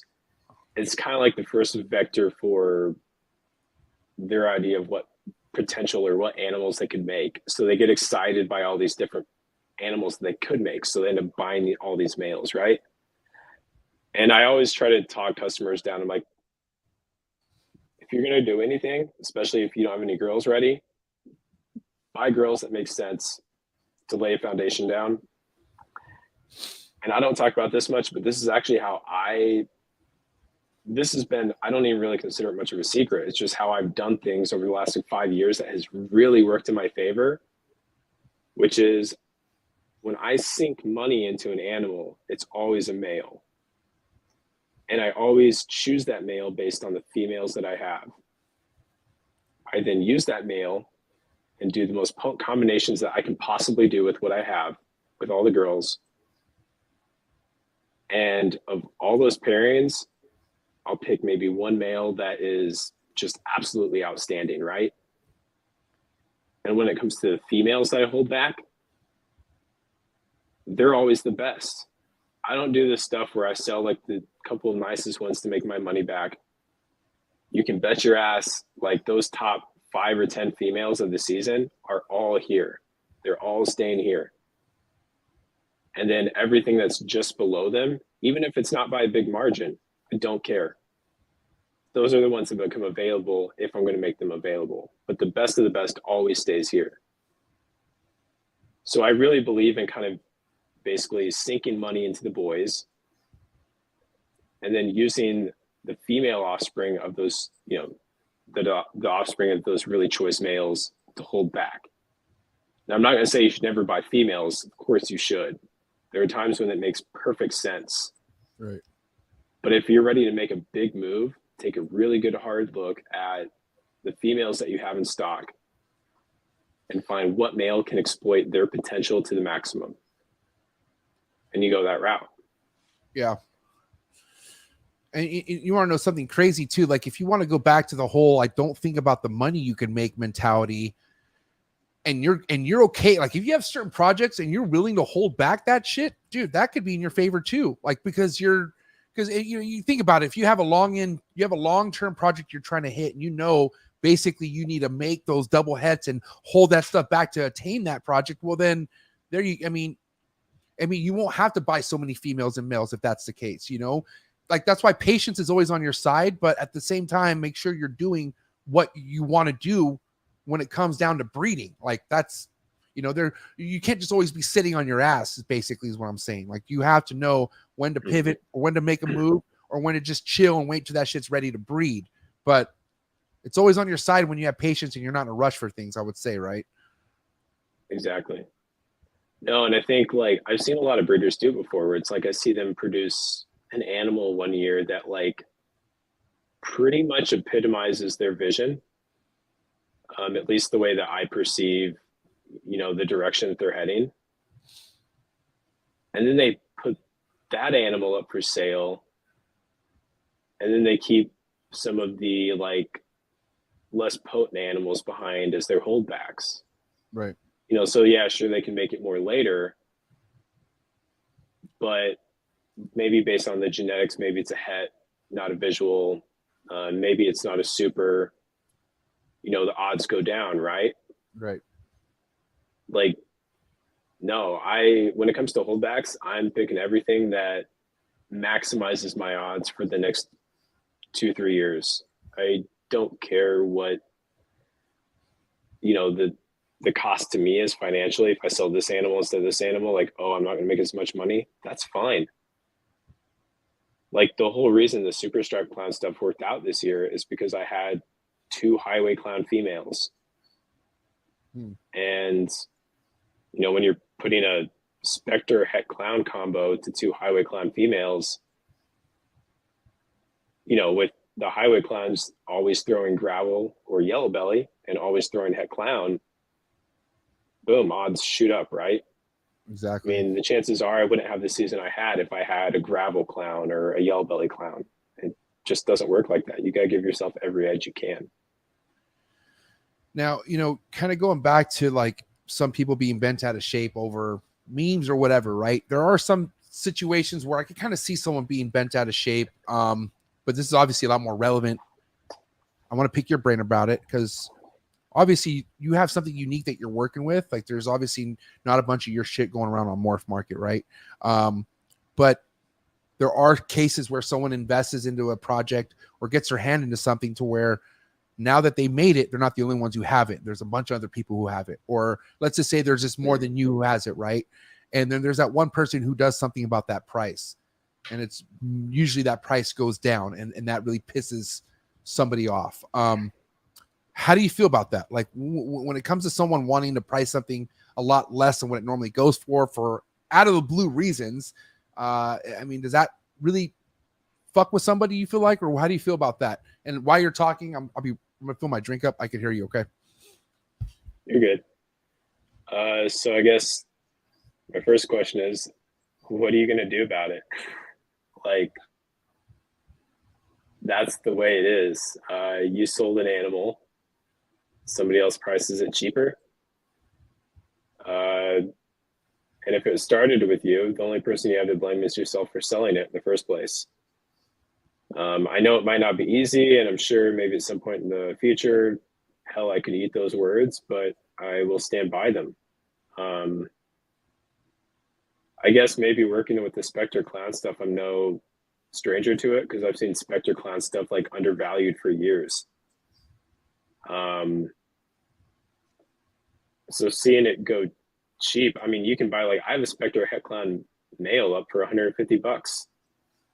I have seen female Spectre Clown combos sell for $500 to $1,000. Like,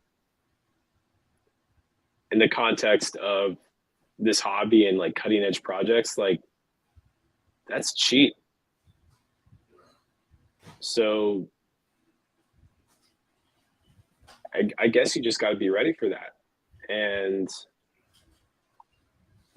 I think what a lot of people forget is this hobby is art. Yeah. And the thing is, art has fads. It comes and goes. What's hot one year is hot the next year. And that's when you really got to start thinking about, you know, like, what makes a gene valuable? Like, why is red head worth more than red stripe?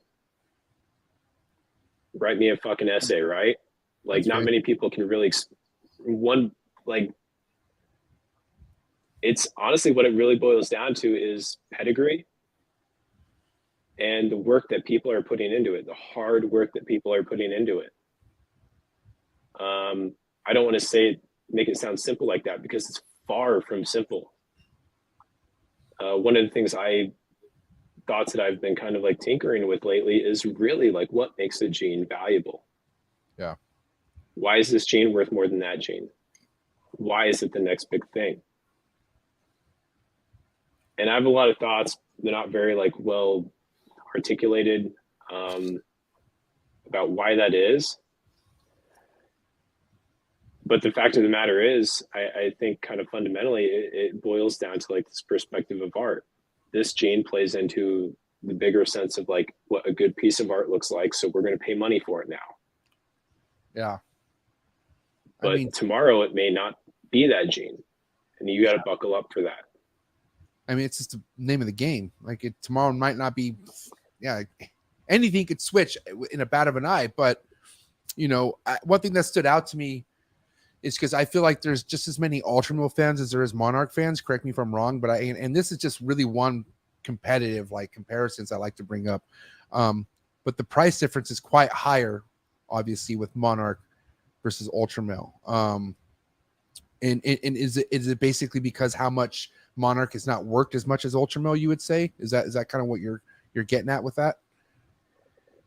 I mean, I think to an extent it's that, because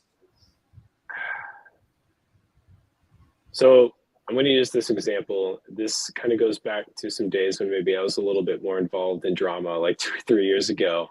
But I think a good example of genes holding their value would be like Stranger, right? Like there were years where Stranger, like a single gene Stranger, was like an $8,000 to $10,000 animal. Yeah. And now we're starting to see it, kind of come down back to reality. Like I think I saw not too long ago, Justin had up a super red striped Stranger yellow belly het clown for $4,500. Like freaking crazy animal, right? Right. For $4,500. I guess again, like these things, they're going to happen, and I don't want to like point the finger or cause drama over this, but this kind of just conflicts with like my perspective of how this hobby works. I don't really believe in that kind of marketing where you kind of withhold something from the general public and put a high price tag on it and make people want it because it's unattainable. I want them to want it because it genuinely excites them. Yeah. Because they're like, that's a badass animal. I want to make that. Or that's doing something I haven't seen before. It's like when you go to like the store and you see like the nicest TV on the wall. And you can barely tell the difference between TV A and B, but there's like a $2,000 price difference between them. But you want that $2,000, the one's $2,000 more. Because it's the status thing, right? Yeah. That's so true. Pisses me off. I know. I remember just before we moved into this house, we had to buy a new TV, and I kept seeing these fucking TVs I liked in the $700-800 range. And then the day we went to go buy it, I'm stuck staring at this fucking Samsung like $2,100, and I'm just like, what's the difference? And why am I considering this? Like, why am I considering buying this? And my wife's like, what are you doing? She's like, we're not gonna fucking know the difference. And I think it was like one new technology out or some shit. And I'm like, what am I doing? Oh, this is ridiculous. You know what I mean? But that's so right. Like your mind just instantly wants that higher status. Not everyone's like that, but I'm like that, unfortunately. I'm not gonna lie. I mean, I'm not afraid to admit, like I'm like that too. Yeah, I'm like, my girlfriend would be the first one to tell you that I want the OLED, like I want that nice TV. But like, again, like you have to really reference like, okay, where is that feeling coming from? Why do I really want this? Do I just want it because it's nicer? Or do I have a valid reason for wanting it? Check yourself. You literally have to check yourself, and because it's kind of like it's what's impulse also, right? It's also like kind of just like some sort of a temporary feeling you feel right then and there, and you don't always make the right moves during that time. You know what I mean? Because you just feel some type of way. You know what I mean? That's why you just gotta get something because that's what you want. Like, and mind you, the way this game works, Ryan, sometimes it comes in your favor price-wise, sometimes it doesn't, but it is what you want. If that's what you want, it is what it is. Can't do nothing about it, Yep. I feel like there's so many options in this, though, bro. Like, there's so many options in this, Ryan, where you don't need to be in a place where you feel like you're either chasing somebody else or you can't afford certain things. There's price ranges for anything to work with. You just got to find your place. You know what I mean? And obviously, wherever you start in doesn't mean that's what you're going to be at forever. You could level up. That's why I give somebody like even me, I started with an Orange Ghost Mojave. You kidding me? That's all I had. And now look, I'm not that I'm on your level or anything, but I'm just saying I got like shit that I'm really proud of nowadays. And it just, things happen with time, and you just got to just kind of trust the process. But really, you just got to be excited. You know, your heart has to be in it, Ryan. You know, and I could honestly see your heart in it, just because of the work, the production results. I got to tell you, man, if you're good to this hobby, the hobby's better to you in 10 times fold. I feel like I feel like the universe is good to you when you're good to it in this reptile industry. I think just in general too, right? But I don't know, man. This is the best thing I've ever done in my life is the reptiles. I've had a lot of fun times in my life. Played sports, DJ'd for over 10 years, rock star type life. Nothing has beat this reptile shit, bro. Nothing. I love it. You know? Yeah. So no, I think it's an interesting point. Like, I've enjoyed the ride, honestly. Like, and it's just starting for both of us, it's just starting. I'm a little older than you, but still, I just bought my first house. You bought your first house. I mean, we're still technically really young into this industry. You know what I mean? So yeah. And look how much fun it is, bro. Like, God damn, that's what I'm saying. Like, people need to just remember, like, you know, get your mind out of the gutters and just have fun. Be like us. Have fun with it. You know what I mean? Mind you, I have a podcast, so I have to get dicey every now and then. I don't have a choice. I have to air shit out. Yeah. I have to do what I have to do. But it's so easy for me to get back to just, this is what I'm here for. I'm here for the animals, dude. You know, like, I love this podcast, but I don't need it. I don't need it. But I love it. I do love it. I love all this. I love, you know, meeting, like, finally get to talk to you one-on-one, Ryan, after I've been following you for years. This is awesome.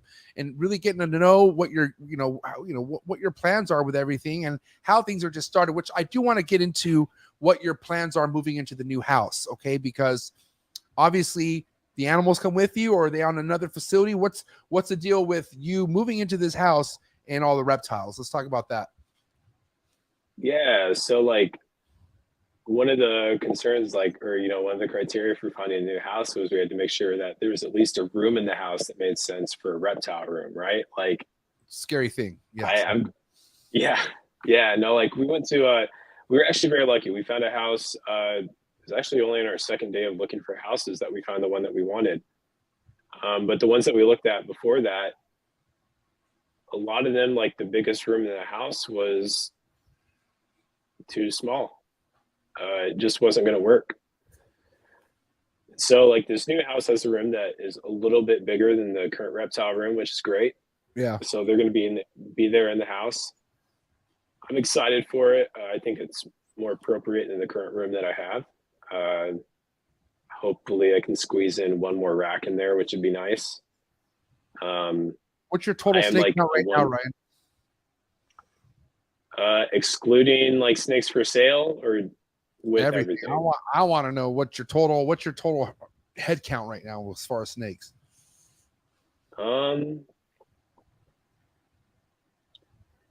It's probably around 130, 40. Okay. So you're under 200. That's good. Yeah. Personal collection is probably around 100. So personal, not including, so you have, other than ball python species, you have 100 other reptiles? Oh, no, sorry. So personal collection, I'm saying, like, current breeding stock and holdbacks. And the other reptiles are, like, the ones that are for sale. So everything that's for sale is probably around 140 or so. And you and how much of that stuff's for sale right now? So I think I have probably around 25 animals available now, but I do have, you know, more stuff hatching. So I think for what's going to be available soon, probably like 40 or 50 snakes. Damn. So, does that stress you out at all? Do you hate having snakes? Like when you know you're gonna have that much stuff available, does it like pressure you to want to hurry up and get these things established and for sale, or are you just kind of like, I'm good, I got the space and I could just take my time with it? Yeah, so this year, as far as production, has definitely been the most I've had. I try to be patient. I'm really big on getting snakes started on rats over mice. If completely necessary, I'll throw a mouse in there and get them started, but I'll convert them as quickly to rats as possible. And as soon as, they've had 3 or 4 good meals, they're up for sale. So of course, like, I want them to get ready, but I'm not like sweating about it. It'll happen when it'll happen. Sometimes you have those hatchlings that you throw a rat in and they take it first time offered. Some take 4 or 5 weeks. They move at their own pace. So it's pretty annoying sometimes, not gonna lie. I mean, for the most part, it's easy. That snake's gonna take that hopper for the first time, but you like you said, you have that, like, we're talking out of 10, you have that maybe 1 or 2 that are just like get it together, buddy. You know what I mean? And it's nothing you can do about it. It's like, fuck, I don't know. And I don't like resorting. Some people don't even wait a week and they'll wait for the first refusal and they'll force feed. And I'm like, dude, what? Like, that's nuts. And just because they want hurry up and get them big like that. And I'm not knocking anyone's practices, but fuck that. Like, I feel like that fucking mentally messes with the snake by doing that. It could lead with problems down the road. I don't know. Who knows if that, I mean, honestly, like, who knows if that's like a source of trauma, like early on, like it's a baby. Can't be good. Yeah. I mean, cause like you said, at some point they eat, I get it. If there's that, holy shit, you're losing weight and you're like, okay, I get there's that desperate moment, but man, we're talking within the first couple weeks, you're already shoving a pinky down this damn's throat. Like, maybe it consumed a lot of yolk and it's just not ready to eat yet. Ever think of that? Because I mean, some of these ball pythons come out pretty girthy. They come out like, whoa, you look pretty good. Mind you got your small ones too, but there are ones that come out pretty filled, and you're like, wow. Yeah, they're good for a while. I mean, a good example of that is like, again, like the thumbnail snake on this podcast was the OD Superstripe Clown. I recently posted the GHI Superstripe Clown, and one of the other babies in the clutch was the OD GHI Superstripe Clown. And I posted like an original picture of that. The reason I haven't really done an update is because that thing has been picky. It hasn't been wanting to go. Yeah. Like 3 days ago, took its first rat. I gave it like a couple of mice, because it needed it. Not going to let anything bad happen to it, so I get it there, but be patient. It's like those other 2 snakes are 160, 180 grams. That one's still only like 70 or 80 grams. Wow. But I'm patient with it now, and I fully expect at this point going forward, it's going to be a consistent feeder. Great. Wow. It's not going to go back to this. It's not that deep. Just be patient. Yeah. It's going to work out, right? Like, yeah. It's going to be okay. Yeah, it's so true. But also too, just, I don't know. You have so many people who have different ways of doing things. Like, I've talked to people who've been in this game since the 90s, right? And they just have like things that they do, and I go, why the fuck you do that? And for whatever reason, it works for you, and whatever works for you, that's I wish you the best with success. But I'm always, before I can think about like the money this snake can make me, I just want this snake to just be a normal thriving snake. I want it to just fucking kick ass, and then we can think about what I'll do with you, right? But it's on their time, and that's why I appreciate working with other species. And I got some super dwarf stuff that is on the same level. Like I had, not even like less than half take their first hopper, and then the other ones just don't want nothing to do with it, and then now they're eating. So it's just relax. That's not that serious. It's not that deep. I mean, and you're gonna have to get used to it. Look at the wall behind you with all these arboreal snakes. I mean, I've never done it before, but I already know like grinchy pythons or like arboreal vipers, like they're a freaking nightmare to get started sometimes. Yeah, man. I mean, I've heard stories about guys. Yeah, I've heard stories about guys like literally trying to get one animal to eat for like an hour.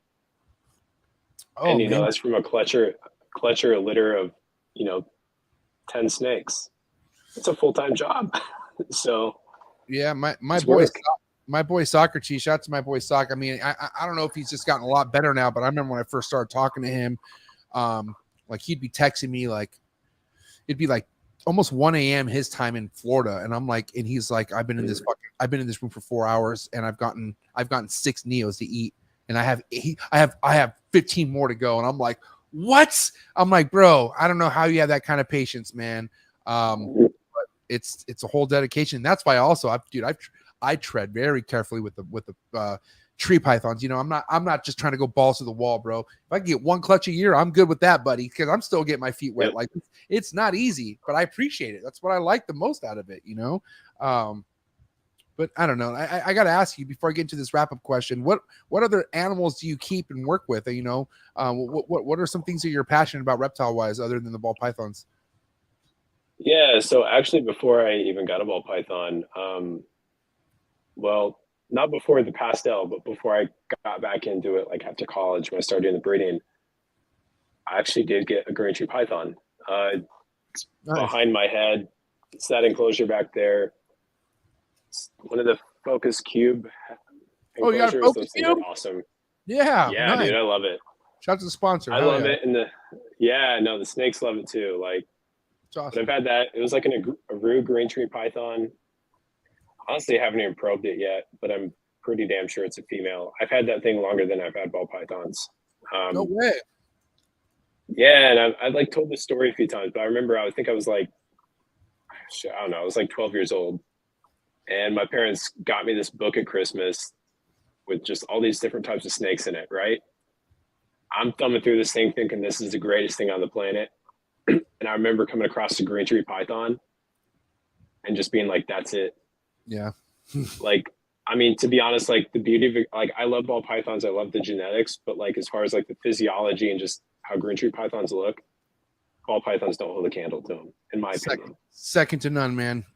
I mean, emerald. I mean, I go back and forth with the emeralds, but if you want to talk about the diversity and the whole, you know, because emeralds only have a handful of different versions, right? But green trees, god damn it, it's endless. It's like ball pythons, but not morphs. They're all localities. Their designers being put back into each other, and it's nuts. It's endless. It's kind of like what we like in a ball python, but cooler. It's not trying to hide from you. It just kicks it on a branch and then has its personality at nighttime. And you know, I'm telling you, keeping part is a dream. It's easy. They're easier to keep than ball pythons. Marshall Mendez, shout out to Marshall Mendez. I just had him on the show last Thursday with Greg Maxwell, and he was telling me how much he just wishes he just had to take care of ball python, or he was telling me how much he wishes he could just take care of green trees and emeralds and not ball pythons. You know what I mean? But that's not the case, you know. But I'm just saying, like, tree pythons are easier to take care of than ball pythons. I'm telling you right now. Yeah, I mean, like you said, we're talking keeping, not breeding, obviously. So let me just be clear about that. Yeah, and I haven't tried breeding. I know breeding is definitely a more complex tax with GTPs. Like, I think it's pretty well accepted that breeding ball pythons definitely is not rocket science. Like, you pretty much toss them in a tub together. As long as you got like at least a few females, like it's gonna happen. But like that's also like the appeal, right? Of like species that are a little bit more difficult to breed. Not everybody can do it, and I mean, honestly, I haven't gotten into it yet. But like I'm definitely interested in GTPs and kind of segueing into that because aside from we could use more hitters like yourself over in the green tree world, man. But I'm not gonna lie, man. The green tree world is a fine. It's just like, you want to talk about artsy, you want to talk about the art side of shit.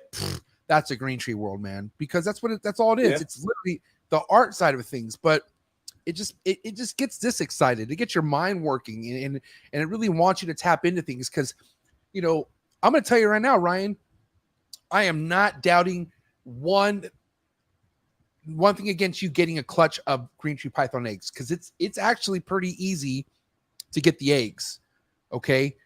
But once you get those eggs, that's when everything becomes a challenge. Okay. Because those eggs will go to shit very easily. Like you could get them and you could get happy, and then literally within a week, they could all die.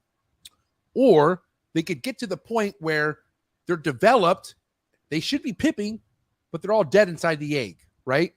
It's just a constant teaser with the chondros, bro. Like, they make you feel like you got it, and then they destroy you. But like, as you know, as long as you see progress, as long as you're getting closer and closer, I'm just telling you, man, strap on, hold tight, because the chondros will fucking rip out your soul, bro. They don't care.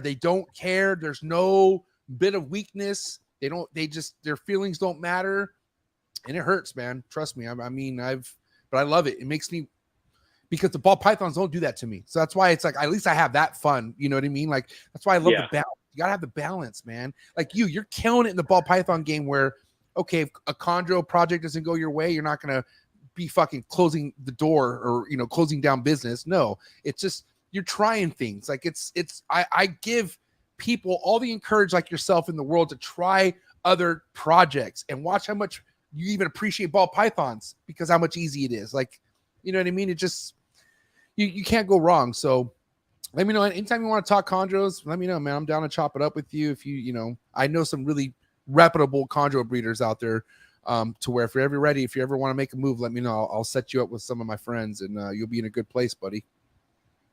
No, honestly, I'll probably take you up on that once things settle out with the new house. Yeah, take your time. Yeah, take your time, and I love it. Now, listen, I got a wrap up question for you before we get into some hot seat questions. Okay, Ryan. You know, you've been in the game for a good handful of years at this point. You know, this hobby is growing, obviously, as we talked about. Even though right now sales aren't what they are, there's still people coming in. There's still people wanting to be a part of this. What's one thing you would do differently if you were to come into this game 2023 than you did, let's say 2015 or 2016 when you started investing in snakes? Would you make any different moves, do you feel like? Or do you feel like, I don't know, let's kind of talk about what you would do differently potentially. So when I first started buying snakes, honestly, I had no direction. The first investment snake I bought was an albino piebald. Neither of those genes are in my current breeding stock. Nothing against albino pieds. If you love them, God bless you. Awesome. But frankly, like I didn't really know what I liked. And then one day I saw like OD and I'm like, oh, that's it. And I kind of sunk into it. So I think number one thing I do before I got into it is be thoughtful before you start buying snakes, not just about like genes that you like, but spend time going through maybe at least 2 or 3 iterations of projects that would span into the next like 2 or 3 years. And of those iterations, pick the group of animals or the projects that best suit your interests. Don't just be like, oh, I've got money now, this is a really cool project, buy it, buy it, buy it. Don't buy like 10 different projects.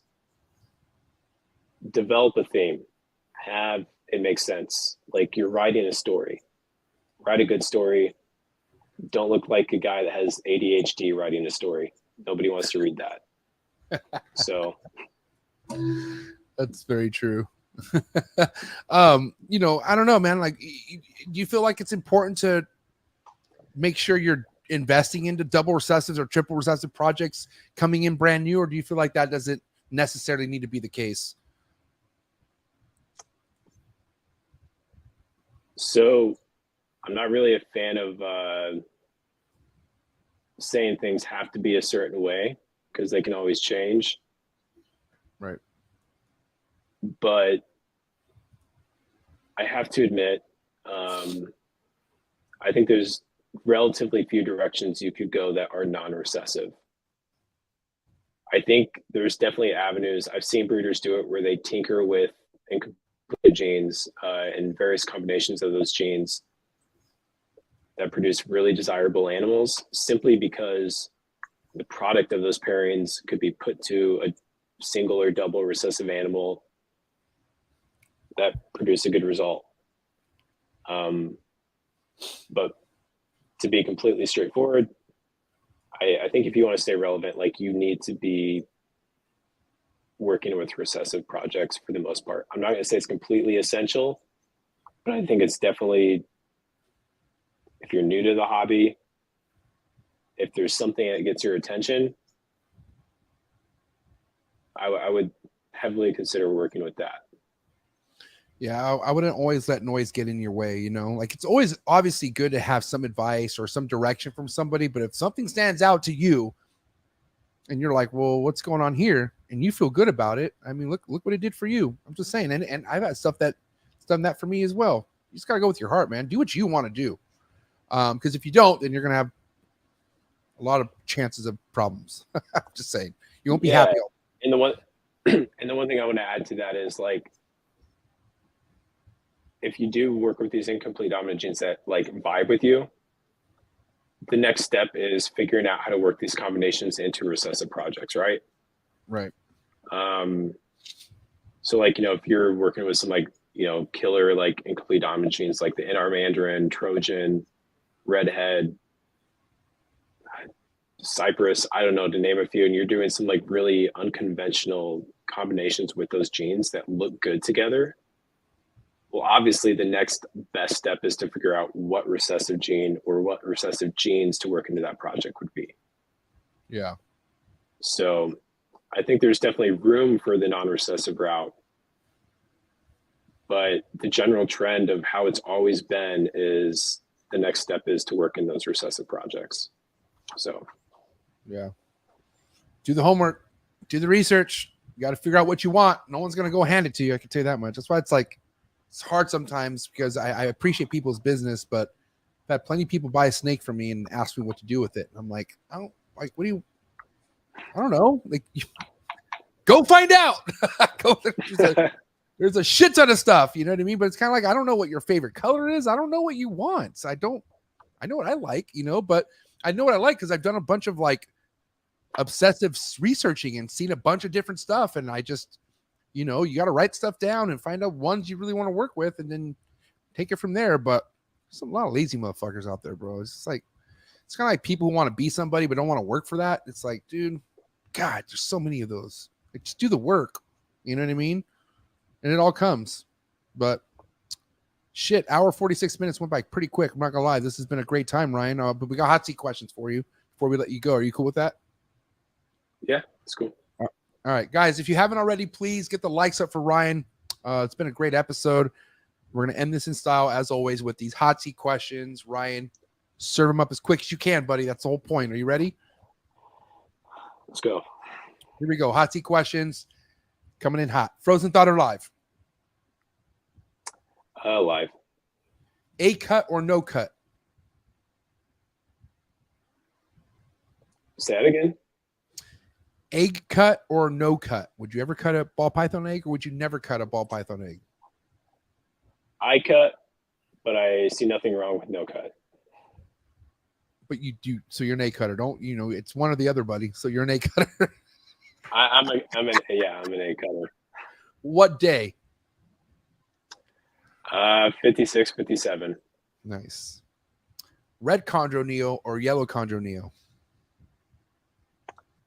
Red. Pre first shed meal or post first shed meal? Post shed for sure. Yay imports or boo imports? Yay imports. One reptile you would like to import to your collection, or if you can, like let's just say space didn't matter, your dream reptile anywhere around the world, what would you bring? Bolins. God bless you, man. What about one snake, or excuse me, what about one reptile nobody should import, even if you like it, like just don't touch it. It needs to be in the wild. Leave it alone. What would that be?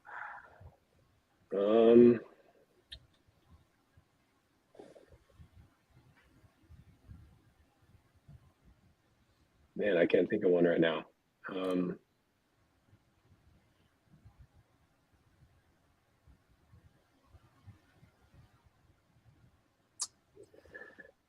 I honestly can't think of one. It's not coming to me. All the ones that I'm thinking of could be imported. So, what about turtle? Well, sea turtles, man. Why don't you just leave the sea turtles alone or something? Like, what about, you know? I mean, I would definitely fuck with a sea turtle if it was ethical to keep one, but there's no savage. way.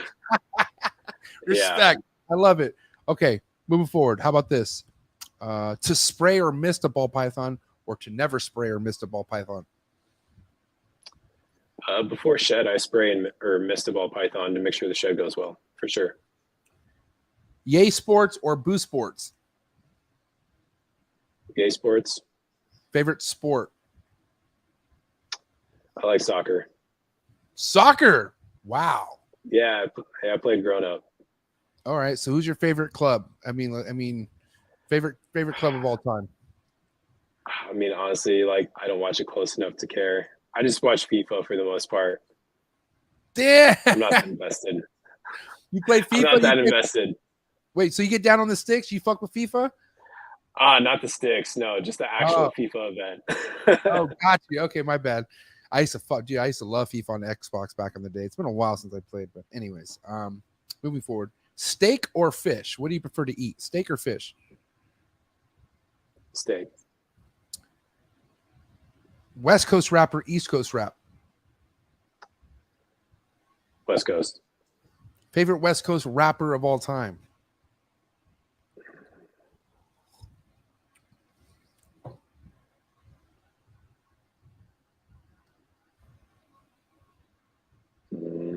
Probably Snoop Dogg. Respect. Little word association. First thing to come to mind. Milk.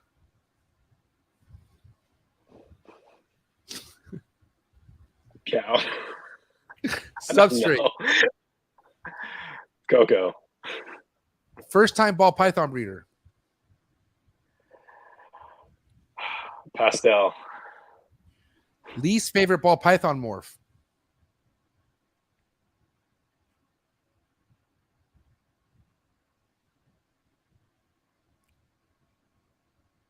Did you say it? I can't. Oh, sorry. I think you cut out. Scaleless. Scaleless. Wow. Thank you. That's not said enough. Nothing against that project, but holy shit.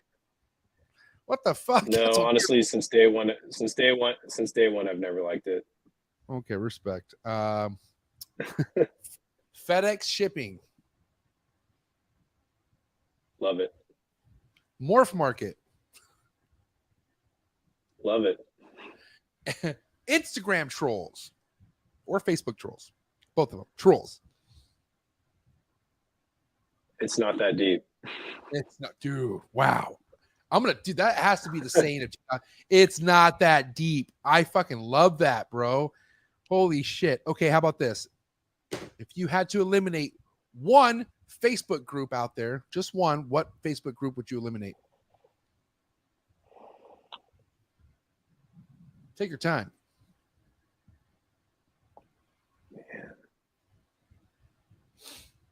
If you think deleting Facebook altogether is a better move, you could say that too. I'll give you that out as well, but I'll leave it up to you. Shoot.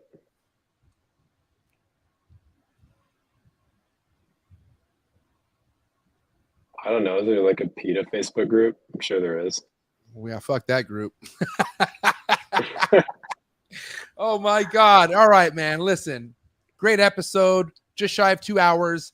We just had just a little bit of over 60 people at one point tapped in tonight's episode. What do you have to say to all your supporters out there? You had heavy hitters like Troy in the building showing you love. What do you have to say to all your love and support out there, bro?